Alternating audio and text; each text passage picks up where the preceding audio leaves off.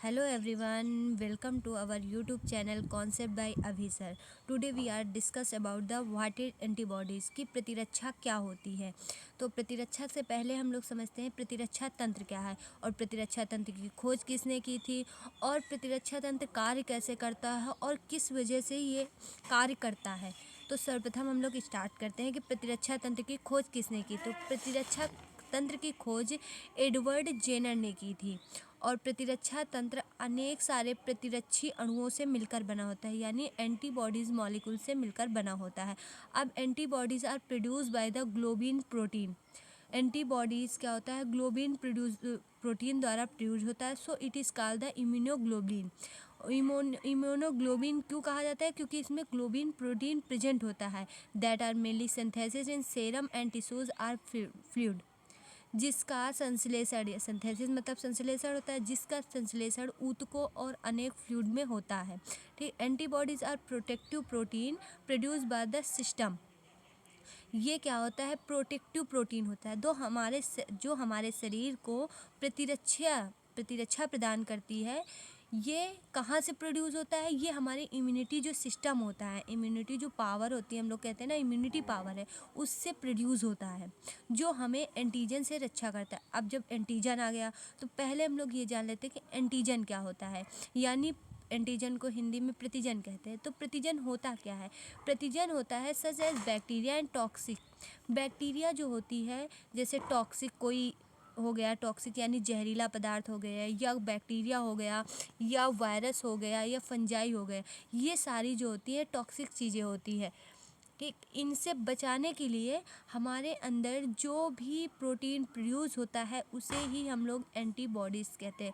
This antibodies specially type of protein which help to neutralise the antigen. मतलब ये ऐसा protein होता है जो एंटीजन को न्यूट्रलाइज यानी मतलब उसको नष्ट करने में सहायक होता है। अब इसके बाद आता है हम लोगों का कि स्ट्रक्चर ऑफ इम्यूनोग्लोबिन। इम्यूनोग्लोबिन का स्ट्रक्चर कैसे होता है। अब हमने पढ़ लिया कि एंटीबॉडीज़ क्या होती है और एंटीजन होता क्या है, लेकिन अब एंटीबॉडीज़ और एंटीजन होते किस प्रकार है ये हमें समझना है। तो पहले पढ़ते हैं इम्यूनोग्लोबिन यानी antibodies is why shaped. Figure में साफ नज़र आ रहा है कि ये वाई शेप्ड होता है। इसमें दो रीजन होते हैं, वेरिएबल रीजन होता है और कांस्टेंट रीजन होता है। कांस्टेंट मतलब एक तरह से स्थिर होता है, इसमें कोई भी चेंज कभी भी नहीं होता है। कांस्टेंट रीजन, ये जो वाई शेप्ड येलो कलर का दिख रहा है, डार्क येलो दिख रहा है, ये पूरा जो है कांस्टेंट रीजन होता है। और वेरिएबल रीजन जो हल्का येलो कलर का दिख रहा है, ये वेरिएबल रीजन होता है। ये अपना आकार चेंज करता रहता है, जिस प्रकार का एंटीजन इंटर करेगा उसी प्रकार की एंटीबॉडीज़ रिलीज़ होगी। अब अगर मान लो बैक्टीरिया आ रहा है तो वायरस की एंटीबॉडीज़ जाके उसको किल नहीं कर सकती, तो जिस प्रकार के एंटीजन आ रहा है उसी प्रकार की एंटीबॉडीज़ भी निकलनी चाहिए। हम लोग देखते हैं ना कि किसी भी प्रकार की कोई भी बीमारी हो जाए, बुखार हो, कुछ भी हो जाए, कोई भी बीमारी, हर चीज़ की दवा अलग होती है। उसी प्रकार जिस प्रकार का एंटीजन आएगा उसी प्रकार की एंटीबॉडीज़ प्रोड्यूस होती हैं। ठीक, अब इसमें आते हैं दो पॉइंट। एक होती है चैन, दो चैनें होती हैं, एक लाइट चैन होती है, ये एक हैवी चेन होती है। देखो, this both chain are held together by the disulphide bond. अब ये दोनों जो लाइट चैन है, लाइट चैन दिख रही है ना, लाइट चैन एक ये लाइट चैन है और ये एक हैवी चैन है। ये दोनों जो चैनें हैं ये दोनों क्या करती हैं, लाइट चैन जो होती है वे अपर साइड में होती है और हैवी चैन भी चेंज कभी नहीं होती है। लाइट चैन चेंज होके, जैसे अब इसमें दिख रहा है ना कि antigen binding site, antigen binding site, ये देखो ये दोनों जो है एंटीजन बाइंडिंग साइड हो गई।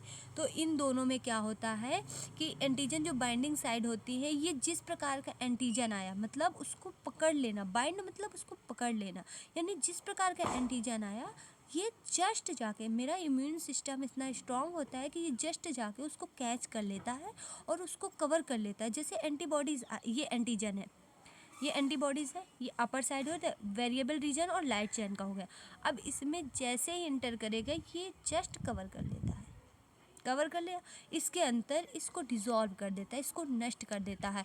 अब इसके बीच में हम लोग देखते हैं कि इसमें देखो ये दोनों, ये एक लाइट चेन हो गई, ये जो रेड कलर की दिख रही लाइट चेन है, ये पूरी जो है ये हैवी चेन है।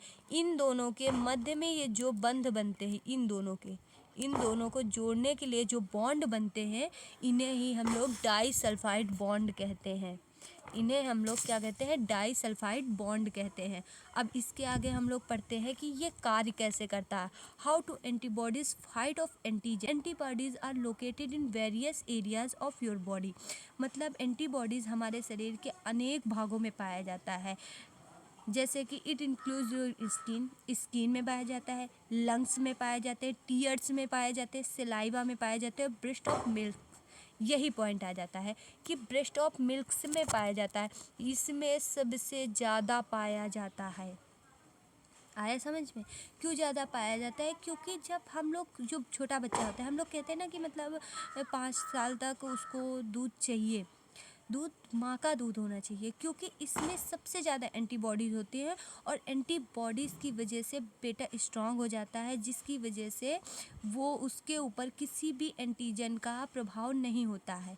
अब जो होता है कि जो बचपन से हम लोगों को मिल जाती है एंटीबॉडीज़, यही हमारा डिसाइड करता है कि हम लोग कितने सरवाइव कर सकते हैं, क्योंकि जितनी ज़्यादा हमारे अंदर लड़ने की क्षमता होगी, जितने ज़्यादा हमारे अंदर क्षमता है कि हम रोगों से लड़ सकते, उतनी ही ज़्यादा हमारे लिए प्रॉफिटेबल होगी।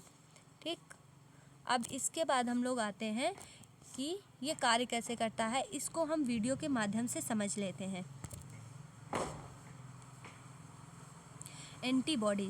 एंटीबॉडीज़ में क्या होता है, हमारे जब शरीर में कोई भी बैक्टीरिया हो, किसी भी माध्यम से हमारे शरीर के अंदर जाता है, तो हमारा जो इम्यून सिस्टम है वो एंटीबॉडीज़ को रिलीज करता है और जो भी प्रोडक्ट होते हैं, जो भी हमारे अंदर एंटीजन आते हैं, उसको नष्ट कर देता है।